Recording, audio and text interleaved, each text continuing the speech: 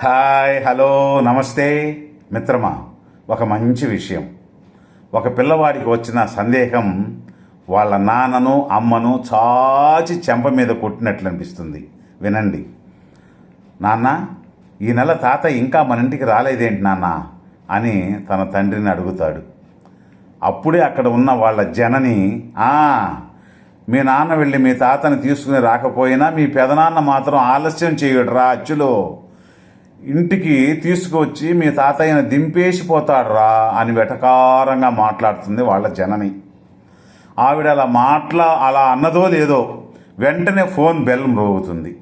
అప్పుడు ఆమె, చూశారా, ఇప్పుడే నేను ఎలా అన్నానో లేదో ఫోన్ చేసేసాడు మీ పెదనాన్న, ఆ ముసలాడిని తీసుకుపోమ్మని చెప్పడానికే అంటూ తన భర్త మీద విసుక్కుంటుంది. అప్పుడు ఆమె భర్త, అబ్బబ్బా ఉండవే, నీదొక గొడవ, అన్నయ్య కాల్ చేస్తున్నాడు, నువ్వు కాసేపు నోరు మూసుకుని ఉండని ఫోన్ తీసుకుని చెప్పన్నయ్యా అంటాడు. అప్పుడు వాళ్ళ అన్నయ్య, ఒరే నాని, ఎలా ఉన్నావురా అని అడిగి, ఏరా ఇంకా నాన్నని తీసుకురావడానికి రాలేదేంట్రా, పొద్దున లేచినప్పటి నుంచి ఒకటే గొడవరా నాన్న, నా చిన్న కొడుకు ఎక్కడా ఇంకా రాలేదు, వాడిని చూడాలని ఉందంటూ కలవరిస్తున్నాడు రా బాబు, త్వరగా వచ్చి తీసుకెళ్ళరా, ఆ రచ్చ భరించలేకున్నాను రా అని అంటాడు. ఇదిగో వచ్చేస్తున్నానన్నయ్య, నిన్న సాయంత్రమే తీసుకొస్తామని అనుకున్నా, కానీ ఆఫీసులో పని ఒత్తిడి లేట్ అయ్యింది అంటూ ఫోన్ పెట్టేసి విసుగ్గా అన్నయ్య ఇంటికి బయలుదేరాడు తమ్ముడు.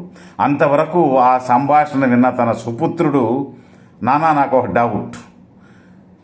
ఇప్పుడేం డౌట్ రా, ముందు మీ తాతయ్యని తీసుకుని రాని, వచ్చిన తర్వాత నీ డౌట్ తీరుస్తా అంటూ చెప్పగానే, కాదు నాన్న, నాకు ఇప్పుడే చెప్పండి నాన్న అని తాతయ్యకు, మీరిద్దరూ సుపుత్ర రత్నాలు కదా, ఒక నెల మీరు మరొక నెల పెదనాన్న మార్చి తాతయ్యను చూసుకుంటున్నారు కదా, మరి నేను మీకు ఒక్కడే కొడుకును, పెదనాన్నకు ఒక్కడే కొడుకు కదా నాన్న, మేము పెద్దయ్యాక ఒక నెల మీరు మా ఇంట్లో ఉంటారు, ఓకే, మరి తర్వాత మీరు ఎక్కడికి పోతారో చెప్పండి నాన్న అంటూ కొడుకు అడిగిన ప్రశ్నకు ఎవరో చాచి చెంప మీద కొట్టినట్లు ఒక్కసారిగా ఉలిక్కిపడి మౌనంగా ఏమీ సమాధానం చెప్పాలో తెలియక అక్కడి నుండి బరాబరా వెళ్తాడు.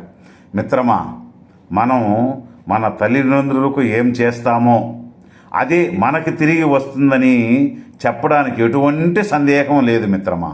తల్లిదండ్రులను పట్టించుకోండి.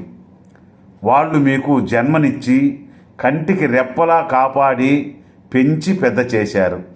వాళ్ళ కంట కన్నీరు బిడ్డలుగా మీకు అంత మంచిది కాదు. దయచేసి వారు మిమ్మల్ని చూసుకున్నట్లు కాకపోయినా భారంగా తలచి చివరి దశలో వాళ్ళని నిర్లక్ష్యం చేసి కంటి తడి పెట్టించకండి. మనం కూడా పెద్దవాళ్ళమవుతున్నాం, మన పిల్లలు కూడా ఇలాగే చేస్తే అని ఆలోచించండి మిత్రులారా. ధన్యవాదాలు. మరలా రేపు ఒక మంచి వీడియోతో కలుసుకుందాం. జై హింద్.